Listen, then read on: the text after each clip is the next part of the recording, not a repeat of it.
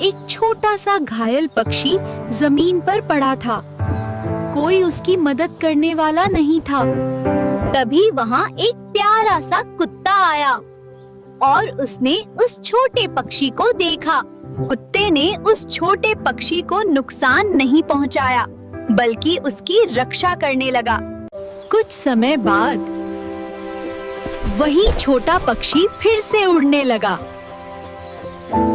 और वो वापस आया अपने सच्चे दोस्त का शुक्रिया कहने।